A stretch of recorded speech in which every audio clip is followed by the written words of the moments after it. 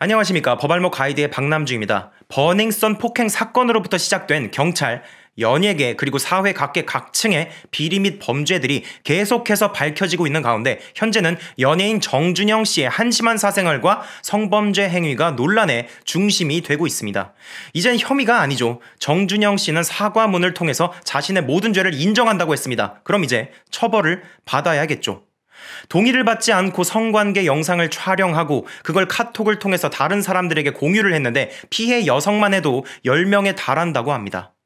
영상을 전송받은 사람들 중에는 유명인들도 포함되어 있는데 먼저 성관계에 성공했냐면서 영상 없냐고 물어보기까지 한 사람도 있다네요. 범죄 행위를 부추기다니 정말 한심합니다.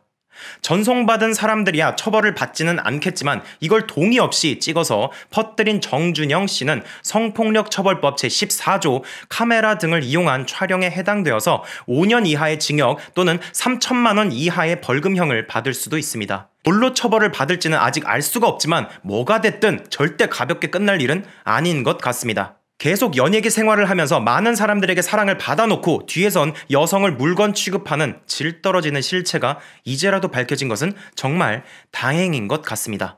그런 사람이 공인이 되어서는 절대 안 되죠. 그런데 이런 카톡이 밝혀진 경위에 대해서는 한번 얘기를 해봐야 합니다. 이 정준영 씨의 카톡 내용은 방정현 변호사님이 제보자로부터 자료를 받아서 비실명 대리로 국민권익위원회에 신고를 하면서 밝혀졌는데요. 이 과정에는 법적 문제가 없습니다. 왜냐하면 공익신고자 보호법이라는 것이 존재하기 때문입니다.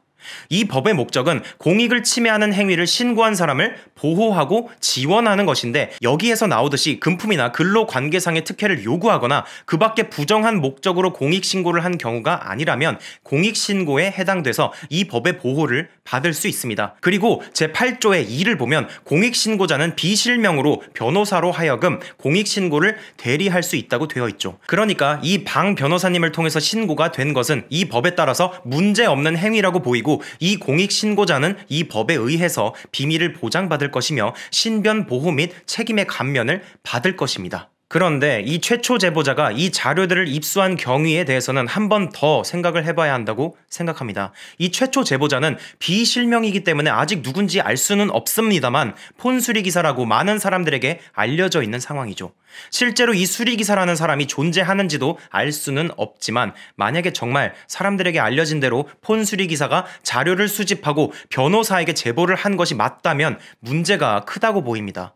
이 단톡방에 들어가 있는 사람이 폰 수리를 맡겼다가 그 담당 수리기사를 통해서 밝혀졌다고 알려져 있는데 그 맡긴 사람이 우리 이렇게 더럽게 그지같이 놀고 있는데 이거 자료 좀 복구해가지고 좀 정리 좀 해주실래요? 라고 했겠습니까? 이 단톡방의 내용과는 전혀 관계없는 일로 맡겼다가 이런 일이 터졌다고 보는 것이 합리적인 판단이겠죠. 결국 그 수리기사는 의뢰받은 서비스의 범위를 넘어서서 그리고 이번 사건에 대해서 수사할 권한도 없는 상황인데도 남의 개인 자료들을 스스로 본 것입니다. 물론 이 폰 수리기사가 불법적인 행위를 통해서 개인 자료들을 수집하였다고 할지라도 아까 말씀드린 대로 공익신고자 보호법에 따라서 신분이 노출되지 않을 것이고 그리고 이렇게 책임이 감면될 것입니다. 제14조를 보시면 공익신고자 등의 범죄 행위가 발견된 경우에는 그 형을 감경하거나 면제할 수 있다라고도 되어 있거든요. 그러니까 이 사람이 처벌을 받아야 한다고 주장하는 사람들이 좀 계신데 사실 처벌받기는 굉장히 힘들어 보입니다. 하지만 이것과는 별개로 저는 앞으로 폰이 고장나도 절대로 수리기사에게 맡기지 않을 것입니다. 왜냐하면 제 폰에는 유명 유튜버들을 포함해서 연예인 분들의 연락처가 다수 들어있기 때문입니다. 그 전화번호만 다른 사람들에게 공개돼도 그분들에게 굉장한 신뢰가 되기 때문에 제 연락처에 접근할 수 있는 수리기사에게는 절대로 맡기지 않을 것입니다. 게다가 저는 다이어트를 하면서 제 몸을 사진으로 찍어두는 경우가 좀 있는데 이런 거 아무한테도 보여주기 싫거든요. 순전히 저만의 기록들이잖아요. 이런 것들을 수리기사가 허락 없이 쉽게 볼 수 있다는 것은 굉장히 피하고 싶습니다. 그리고 허락 없이 제 폰에 있는 랜슬롯의 귀한 사진들을 남들이 보는 것도 정말 싫어요.